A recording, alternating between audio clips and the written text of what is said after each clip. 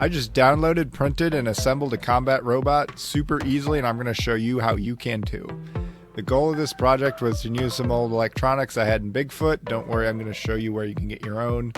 I wanted to build something that my nephew could drive without having me to spend a bunch of time designing something, and I wanted to give you something that you could build super easily, at least if you have a 3D printer without any design experience. Before we get into it, I should add that the reason why this video is so much longer than my other ones is because I'm trying to show more of the steps, so to be absolutely sure that you guys can be able to build this if you want to. So for context, a plastic antweight robot is a class of robot that is a 1 pound or under and is only made of 3D printed parts other than the screws and the motors.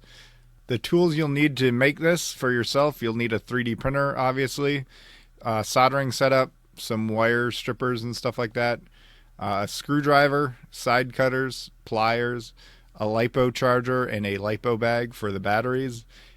I also recommend having some electrical tape, some duct tape or Gorilla tape, preferably 1 inch in width, and glue on a roll. It's essentially just tape, but just the adhesive stays. We're actually going to build one of Team Malice's free plastic ant designs. You can get to their website by going to teammalice.com and clicking the link in the top right, or you can just Google Team Malice plastic ant. They have some resources here, and they also have parts for the designs on their website. They actually have all the parts that you would need, but I'm going to give you some alternative places to get parts. The first 2 designs they have detailed instructions for, but I'm going to give you instructions for one of the ones that doesn't have instructions. They start with the spinning weapons, but we don't want that since my nephew's going to be driving it, and he should learn some basic robot safety before going with a dangerous weapon. Plus, I have some servos laying around I want to get some use out of. And we're also looking for one with 2 wheels total. That way I don't have to worry about the extra current of having 4 motors, since I'm using a Malice Nano that can only handle 1 motor on each side. I ended up going with 9 volt since it looked simple enough, and I figured it should work pretty well. If you're using if you have a SolidWorks file, but if you're using pretty much anything other than SolidWorks, like say Onshape and Fusion, because those are free, you're going to want to go with the step file. And once we get those downloaded, we can take a look at that, and before we can make STLs out of them and print them. Before we move on, I just want to highlight a couple other places where you can get some free robot designs. One is from a member of the MRCA community, Jer. He's got several designs. Some of them are even fairy weights. The other is a 4-wheel drive lifter that I've heard some people recommend. Let's take a look at the CAD real quick. There's screws and hardware aren't in the CAD itself, which is fine. I'm going to go over and tell you what you need.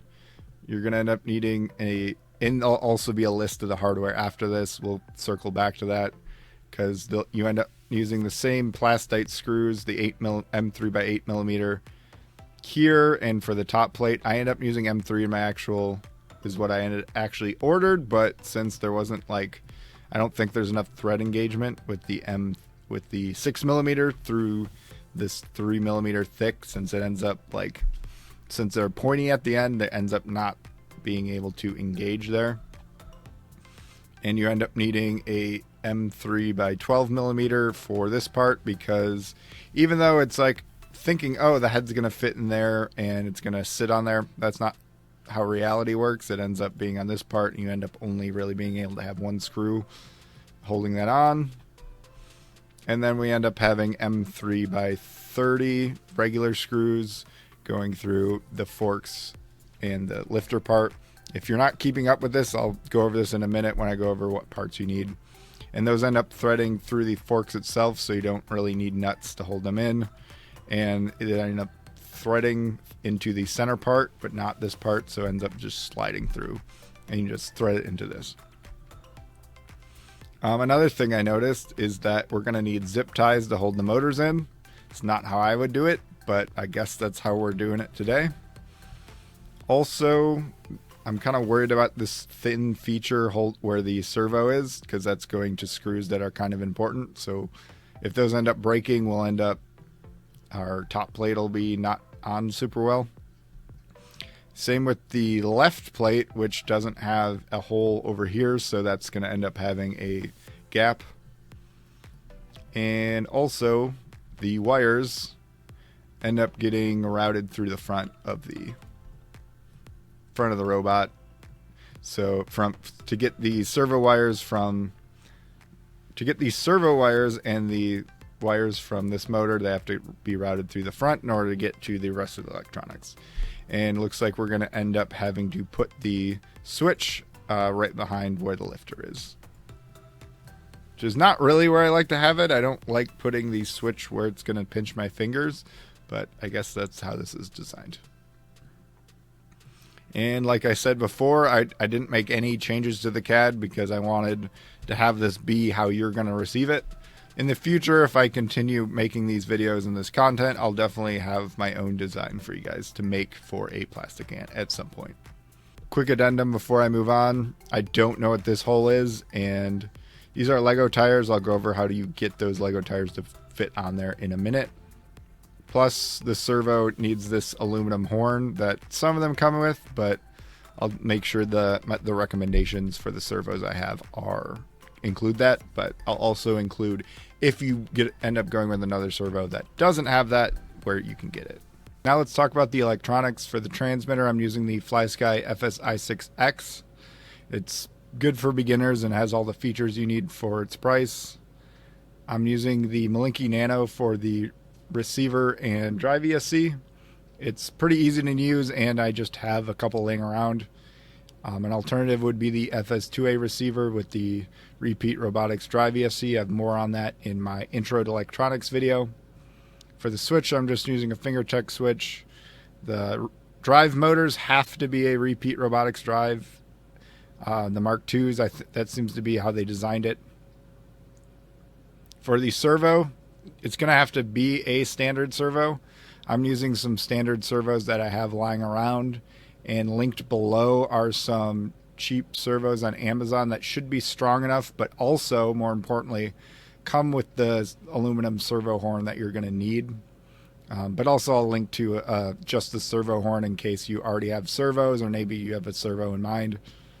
For the battery, I'm using a 250 milliamp hour 2S battery, because that's what I have lying around, and it makes the electronics simpler because I don't need a BEC for the servo. But you could easily run this on a 3S and just use a BEC going to the servo. So I decided to re-record this part since I had to change what screws are used in it so much because there wasn't any guidance on that. I talk about using plastite screws. I don't think it's definitely not meant to use plastite screws. All the screws that are used are M3 screws. You'll also need M3 nuts. The sizes that you'll need is 30 millimeter long, 12 millimeter long, and 10 millimeter long. But you could for the 10 millimeter ones, you could probably get away with 8 millimeter. The quantities of which should be on screen now. Those are for a single instance of the robot. You'll also need zip ties. I ended up using 11-inch zip ties, but I think 6 is probably the shortest you can go because 11 inches was entirely too long of zip tie. You'll also need the Lego tires. The exact description should be on screen now and in the description. But if you type that into Bricklink, that'll be the cheapest way to get them. Now to print our parts. I used Overture's Super PLA Plus because it was recommended to me by other builders. I haven't actually used it in a combat robot, so we'll see how this works out. I had a whole bunch of different print settings and different infills and layers for different parts, but I realized once I put it all together and I was way underweight it was meant to just be 100% infill, so just do 100% infill. I did 0.1 layer height so I could get all the details and whatnot, although for the tops I did 0.3 because there wasn't any important details there. Then there's, as far as, I did it in 6 prints, but I also have a Prusa Mini, and I'm super conservative on how many parts I put on there in case the print fails. I don't want to lose too much filament. So if you decide to fill a print bed and you have a larger printer than a Prusa Mini, you could definitely do it in fewer prints. As far as spares go, I had 2 of all the electronics. I printed out at least 2 of everything, but then I printed a third set for the wheels, the forks, and the lifting mechanism. Now I'm going to show you basically all of the assembly process. I accidentally deleted the clip where I talk about how I soldered on some pre-crimped JST connectors to the drive motors. That way I can easily disconnect them and connect them for repairs and stuff instead of having to solder at the event. And sorry for not having that in the electronics portion. I'll have it linked in the description where I got them, but I didn't put it there because it's more of an optional thing that I choose to do. As you can see, I ended up soldering them to the side so they'll fit better in that tight space with the servo. And now I just got to hot glue them so they don't come undone during the fight. I just glued it. It's not pretty, but it should do the job. I'm using the Malice Nano that I was using at Bigfoot before I ended up going up to the high voltage version. The wiring is pretty much the same as it is on that comes on the data sheet for it, except for I decided to use connectors, but I do need to hot glue this though. We'll start by assembling the tires. I'm going to use some glue on a roll for this just so they stay on better. You'll want enough, a little bit longer than the diameter, or the circumference rather. And I just put it around I've been putting it around the big part, and it doesn't always do a good job of staying on there. And it creates a layer of adhesive on there, so that way I can work it on here. Sort of work it.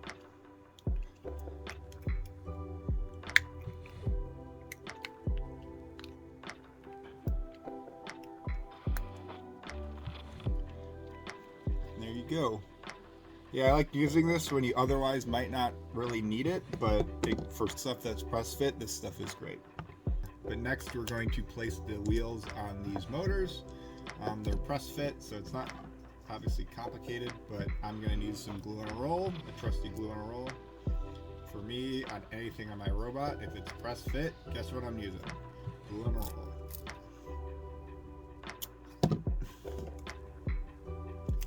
I've found that kind of doing, especially with these long shafts, sort of doing it like that and kind of folding it over, then kind of lightly taking it off.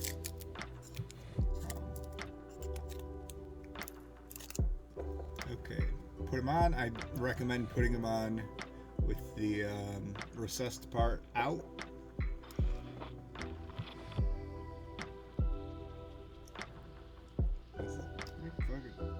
That's not a D shape. Oh my gosh, there we go.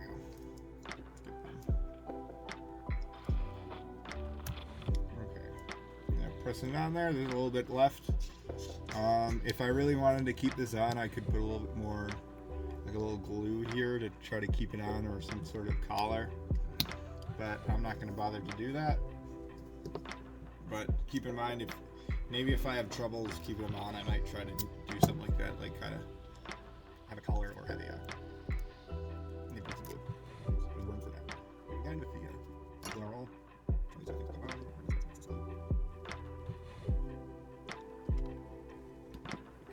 Just be careful when you're press fitting on wheels to these repeat robotics motors that you're not pushing too hard on these wires, especially. Luckily gluing it makes it a little less bad, but just make sure you're not pressing directly on these contacts because they could come undone if you're not careful. I re-recorded the voiceover for this part and it'll be cut short because using plastite screws doesn't really work for the wheel guards.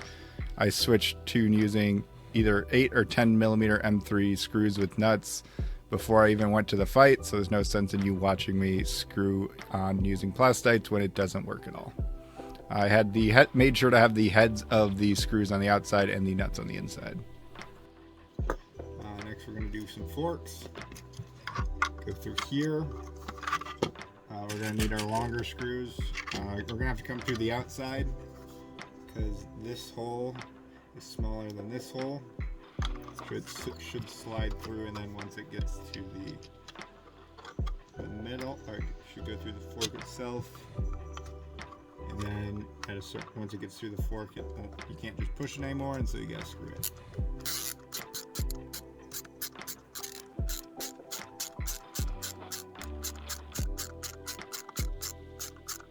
I mean, technically you could do this with a shoulder bolt, but I don't think this bot's worth buying shoulder bolts for. We got the other side.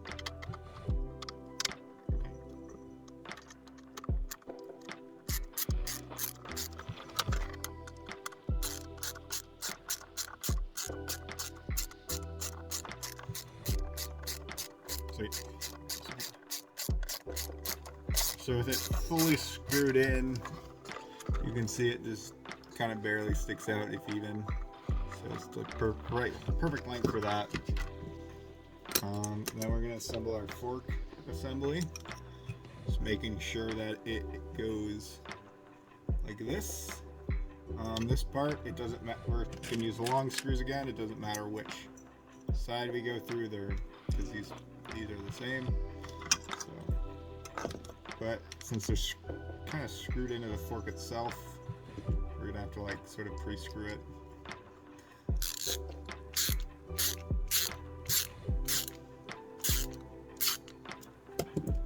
Actually, I'm gonna have to, yeah.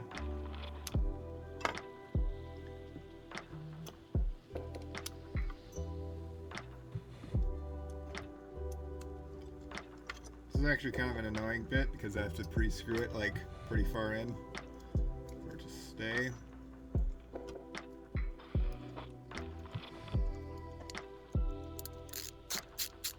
Because the holes on the lift on this part are bigger than either of the holes here, so in order to get it to like go through, I may as well just screw it like a whole half an inch basically. So okay, now once we poke through just a teensy weensy bit, now we can, once we're like barely sticking out, we want to put the other fork on. There's not really anything it seats into. Just doesn't want to go in there. Try tapping the whole bit. This is a 3mm tap, so it should work pretty well. Shouldn't need to tap it very much. I think it's because it's the print side down, and like we were having problems with the wheel hubs. So we're just gonna tap that a little bit. Hopefully, you shouldn't need to tap. It's going to make your life a lot harder if you need to tap. But I do find that taps, especially even when I'm not purposely threading into things, can be useful. Taps are a good investment.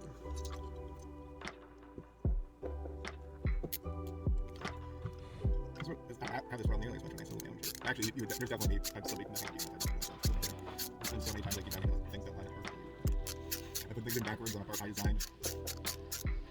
Now these ones, once we get there, we're gonna end up sticking out a little bit, but I'm not too worried about it because why have two different size things when you can just have one size thing, you know? Fewer size screws, the less you F up. Especially if they're only like a 2mm off. That's the most annoying thing if you have two different screws in your robot and the difference is 2mm, because there's a 100% chance you're gonna end up.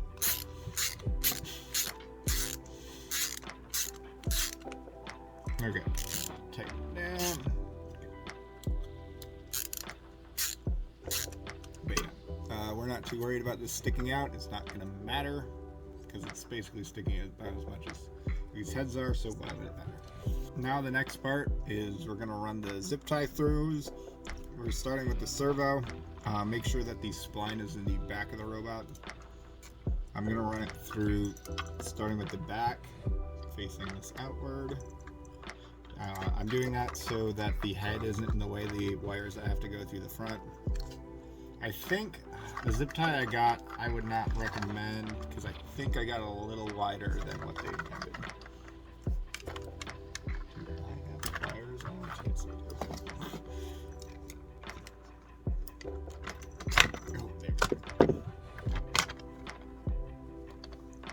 I'm gonna want that head as close to the being down as possible because I want to be able to tuck that behind it. And when we do this, Daisy, you're not helping. We're gonna want it to be as tight as conceivably possible because zip ties aren't meant for this.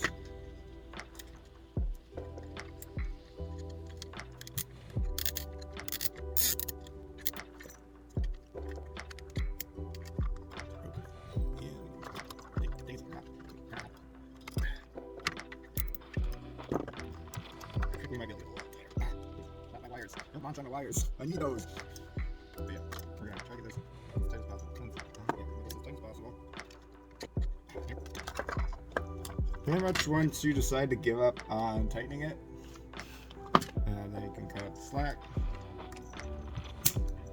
Cut the slack off, and then try to push this down because otherwise it's gonna be in the way. Actually, no, I want to do the opposite. Yeah, I want to push it up because the servo is exposed, so I want this up and out of the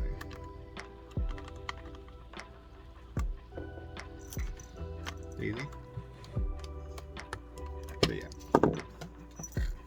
Head should be further up because when it's upside down, it prevents this tire from touching the ground, so I'm gonna have to grab some pliers and try to push this forward.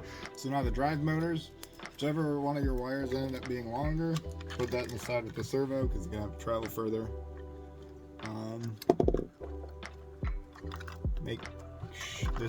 Comes back to why we have this wires going sideways. It's a pretty tight fit in there.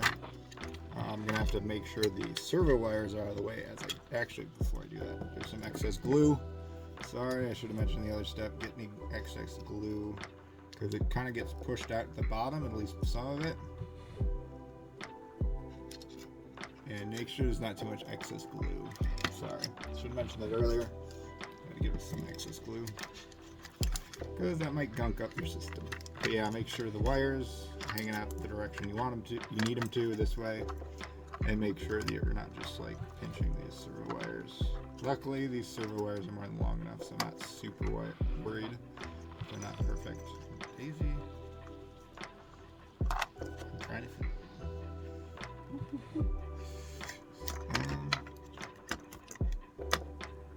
trying to make sure, get it aligned kind of that way, with the round side going up and down and the flat side going front to back. That way, the zip tie can try to do its best, at least, to keep it in place.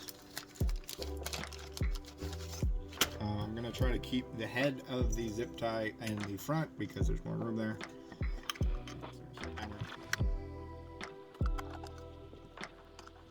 You need pliers.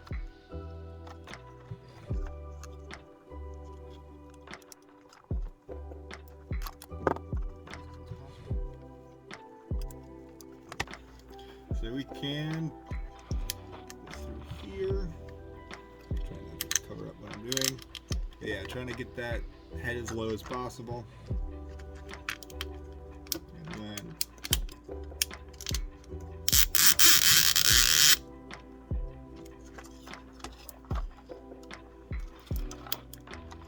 and also make sure you're checking the bottom to make sure these aren't too low because you might have a bad time if they're too low.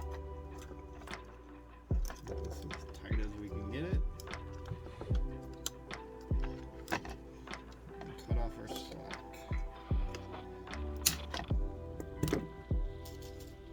If you got scissors, that might work too, but I like to use side cutters. And then we're going to the other side, same thing.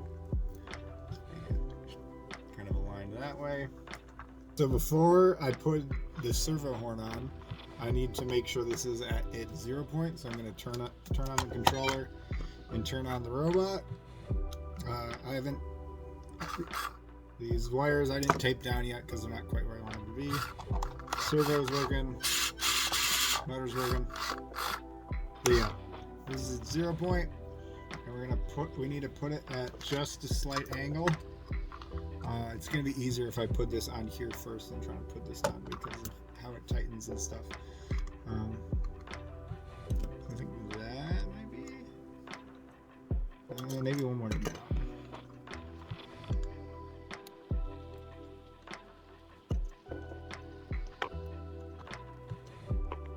Pretty much as close as I think I'm going to get.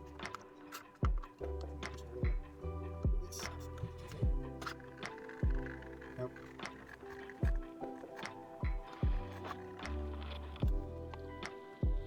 Thing is, if I really like, we're going to single tooth upwards. If I go like that, it's entirely too far up, so. I think this is going to be our spot. This is as good as it's going to get.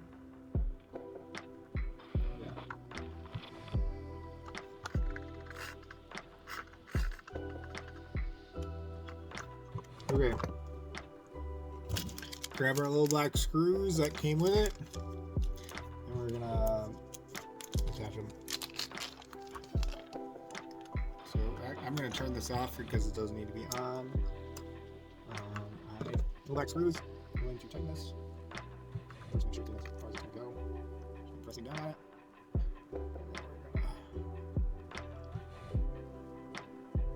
Tighten that side down. Push it back so we can get to the other side. Next step is I'm going to attach the lifter. I'm going to tap this first hole. I don't think there's really a, with how the size of this head, I can't really, because I'm not using the screws they came with, I can only put a wooden screw in, but hopefully because it's a plastic and I should be able to get away with it. If I can't get away with it, well, sucks to suck, I guess.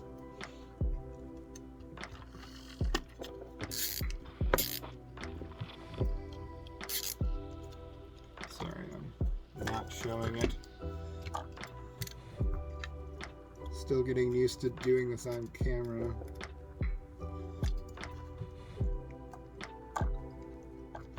Next step is going to be to tape down the electronics. We're going to start from this side since this is the furthest away. We're going to start from here.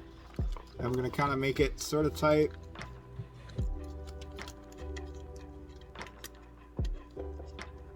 I'm also probably just going to throw in a picture. But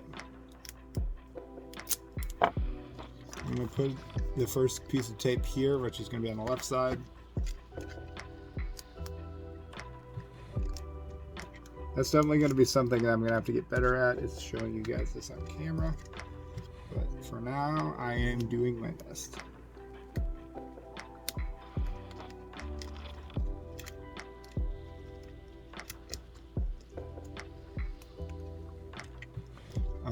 There's a little bit too much here. I think maybe being able to cut it. If you have something to cut it with, that definitely helps than trying to like rip it. But that's going to keep this out of the way. I think I'm actually going to use a piece of tape here to kind of keep it down on this side too. This is the Gorilla Tape, by the way. It's just, I like to use this for holding wires in place and keeping them so they know their place. So a lot of times I like to rip them in half since we're working in a tight space. I'm going to use my little Allen wrench to just push that down. Tape there to make sure the wires don't come above this.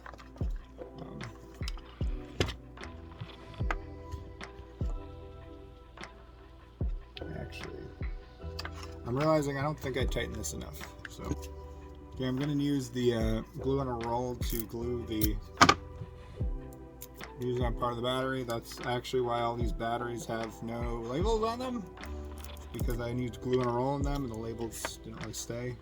I'm going to put it on the left side, try to make sure there's some room between it and the servo. Just a little bit. Oh, and I'm going to use some electrical tape on the connector between for the servo, because the servo is, it's unlike the JST connectors. There's not like a lock mechanism or anything like that. So I'm going to buddy tab it for future me. So I can take that off easily. There's definitely a lot of excess wires. I don't usually trim the wires on much of my stuff. Actually, before I really bind that up and everything. I'm going to put the switch right here, since when the top plates get on, that's the only exposed part that I can get electronics to without it literally being in front of the weapon.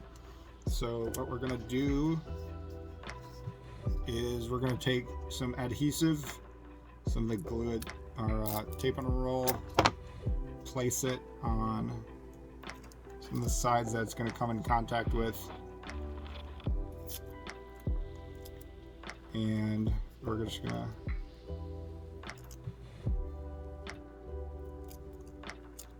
to stick it in this corner as best we can.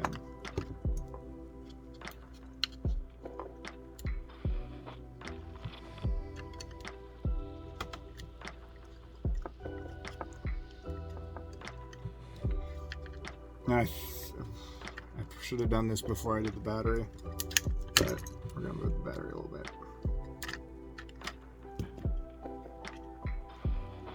And then to sort of keep things, yeah, we're going to move shit around. The wires going to it, because I had to change so much, we're gonna have to get creative, because this can't move very far away from it. But I want to put a piece of Gorilla Tape right there.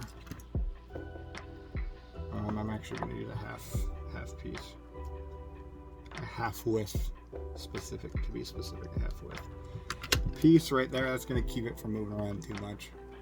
Right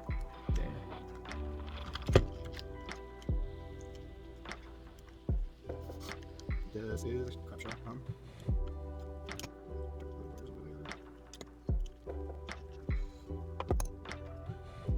Usually I like to make sure that the Malice,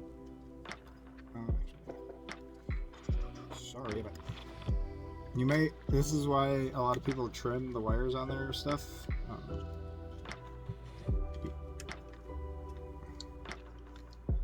So yeah, I'm gonna use some Gorilla Tape to just hold a bunch of this down. It's not gonna be pretty. A lot of combat robot stuff is not pretty, but here we are.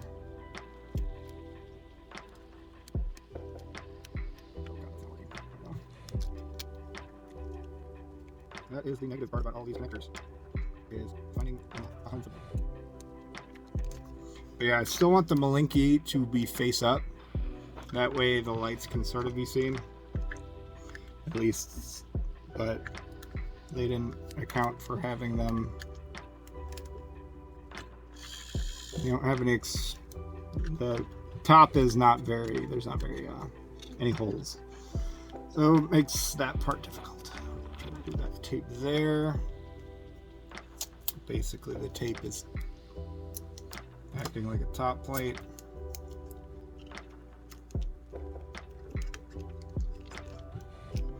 It's not pretty. It's basically a piece of tape there, piece of tape there. That top plate's gonna hold it down. Yeah, certainly could have made some of the connectors shorter, but this is what we're working with. So we're going to put the top plate on. I'm going to start on the right side since that's covering up the least amount of things. There's only really one way it can go in. This side kind of stays in place automatically.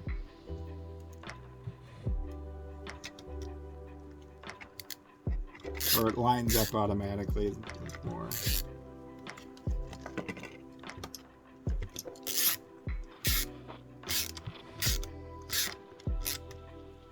There's 3 screws on the right side and 2 on the left side.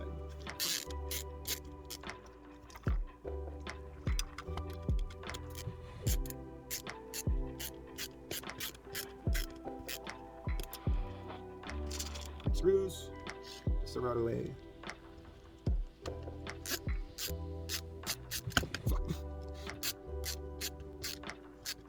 Okay, so from there. And since we've already checked everything, we can put the top plate on this side. Fortunately, there's only 2 screws, so it's not, this side is going to poke up. So electronics being kind of taking up as much room as they are is because I use connectors. But if I didn't use connectors, I would have been more conscious of where the wires go, or had the connectors go spiral. I designed it that way. I didn't redo it, trying to not have to redo as many layers. I want to redo as many layers as I had, since I was kind of using monkey.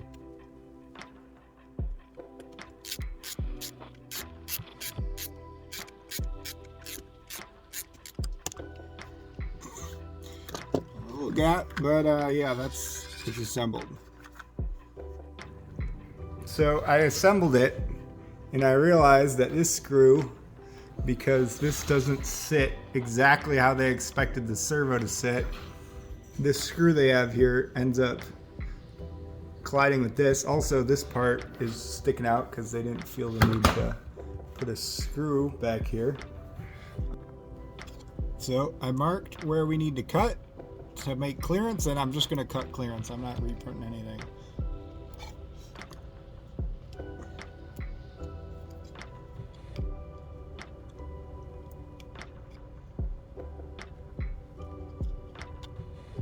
And we're going to try that, and if I need to cut more, I need to cut more. I'm going to show you what to do if your servo has like more throw, or if it's just barely off. See it stalling there? We're good in this direction, so I'm going to show you how to limit the throw of your servo on the controller itself. So if you have a FlySky FSi6 and you have the servo on the channel that is set to your throttle, and you go to hold down the OK button and go to the function setup, go all the way down a page until you go to throttle curve. If I put all the way down, you can hear it angry. And I'm just going to bring that up, apparently just a degree. I can also, if I wanted, if I go down, you can go up and down by pressing OK to select which part of the curve. I can bring the top down as well. I don't want to do that. And you can use this in order to limit the throw of the servo. It's really helpful, especially if you're using a high throw servo. In order to save it, hold down cancel, because otherwise, if you just press it, then it won't save it, and we can make sure that it is saved. For those of you that skipped ahead, welcome back. For those that stuck with us, thank you. I really appreciate it. That was a lot of me screwing things into plastic. As promised, we'll get to some fights. Unfortunately, my nephew was not able to drive it since he wasn't able to make it, so in these fights, Alyssa will be the one driving, not me. We wanted to get her some drive practice, because once we get more bots, she'll definitely have to drive some in case we, qualify them for finals. I can't drive every bot. Also, we brought Bigfoot to this event, so if you want to see how my main robot did, be sure to subscribe, because that will be the next long-form video I put out. And now let's get on to some fights. Our first fight was against a bot called Pablo Escobar, a four-wheel drive drum spinner. This was actually his first event, so we weren't really sure what to expect. We were a little slow at the gate, and ends up popping us. He ends up pretty much bullying us the entire time. It doesn't seem like our forks are really doing much, and then we're dead in the water. And basically the robot lost all power because the switch came disconnected.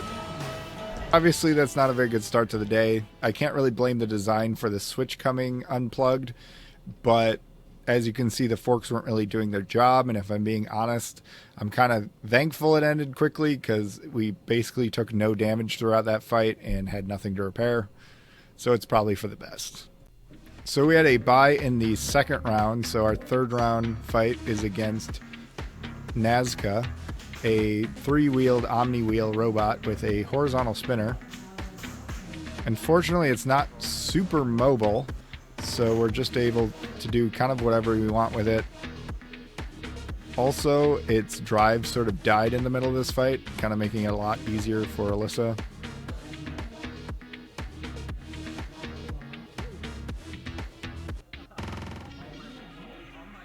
Not quite able to do too much against it, and it's because of the spinner, it's able to not get counted out, even though it can't really move.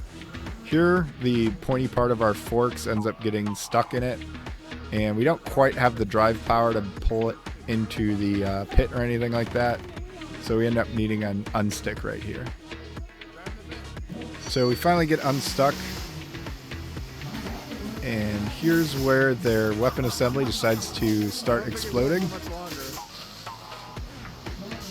Malice is still able to just do whatever you want. You can also notice that we put a bunch of extra tape on there just to keep the top plates on because of the gaps.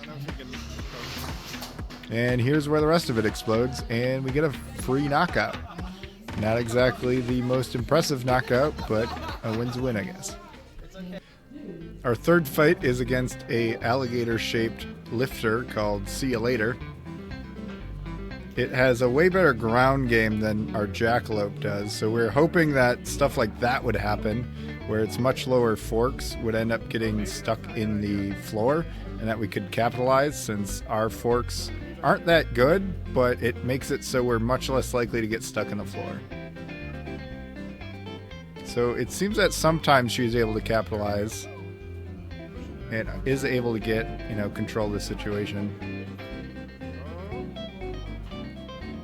So we do have some back and forth. Unfortunately, there's a few times where they end up getting behind us.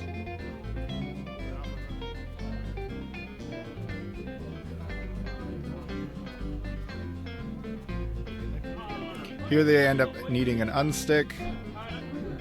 So we end up getting unstuck, or they end up getting unstuck rather. And then we dance around a little bit. Wait.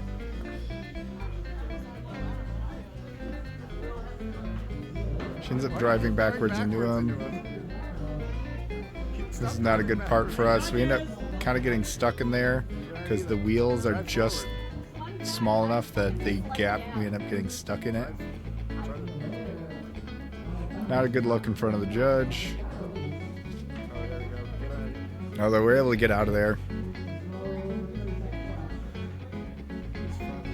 There we go.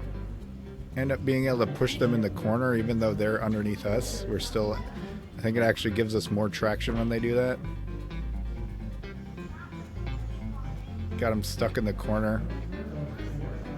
Yeah, we ended up actually controlling this fight a lot more than I remember, because this ends up going to the judge's decision, unsurprisingly, and we actually end up losing the judge's decision, so we end up not making it to the single elimination bracket. So, final thoughts now that we've watched all the fights. Let's start with how competitive it was, since we were just watching the fights. I would say the forks were okay. We got underneath them in that last fight, but in the first fight they weren't doing too much. They got bent super easily because of that, actually looking like a fork part. One guy actually asked if it was a joke robot because of how it looked, which is not a great sign for the robot. The lifter actually did its job pretty well. I think I like the geometry of that lifter. The body of the robot was way wider than it needed to be. It basically became more of a hindrance because it wasn't like the width of the bot wasn't used to corral the opponent. It was just more things for them to hit. The PLA Plus actually held up pretty well. That has nothing to do with the design that Malice gave for the robot, but I would recommend using the Super PLA Plus for your plastic ant. As far as the other stuff, I'm kind of annoyed they didn't have the hardware in the CAD itself, because I had to do some trial and error to figure out what hardware is used, to the point that I kept having to change stuff in the video. And what's also annoying is I thought that Malice actually sells a hardware kit, but that hardware kit will not help you build this robot. So I was going to tell you guys to get that because it might make it easier. It will not make your life easier. You'll have to end up buying the hardware individually, or maybe you can find a pack on Amazon. I also wasn't a fan of the zip ties, as I mentioned before. They were actually really annoying to get tight enough to hold the electronics in place. And even then, they didn't quite hold things in place. And I had to maneuver the heads in a way that I could get the top plate on, whether it be to move the servo one to the top and to the front, or move the ones for the motors inside the robot. Well, I had to tighten it and then move it inside the robot, which was just annoying. That top plate, I literally had to cut a notch out of it so that screw head could have room. It also rubbed against, or the lifter rubbed against that top plate. Also, the left top plate needed one more screw because there was pretty much inevitably going to be a gap there. I also hated where the switch was. I mentioned that before. I didn't like the switch being behind the lifter. We actually had a Malice go bad, and I couldn't figure out what it was. But because of it, it caused the servo to just go all the way back and literally covered up the switch. And I couldn't turn it off because the switch was right behind the lifter, which was really just bad design to just have the switch in the way of your weapon. Even if it's not a dangerous one, it made it so I couldn't turn the robot off. So overall, I would say that it is an okay design. If it's your first one, I might try one of the other ones. If you're really looking for something, I wouldn't necessarily recommend this one. But it was easy to make. Since we didn't take much damage, I'll probably take it to another event. I might redesign the forks to be a little bit better and redesign the wheel guards, because although they did protect the robot, being able to use them to my advantage instead of just them being, make the robot wider. I might do something with that before we take it to another event. Since this design was kind of underwhelming, let me know in the comments down below if you guys would be interested in me taking a look at all of Team Malice's plastic ant designs. And if you're looking for something to watch next, on screen is my beginner electronics video, and I talk about a ESC and receiver combo that you can use instead of the Malice that is actually cheaper and will still work pretty great for a plastic ant.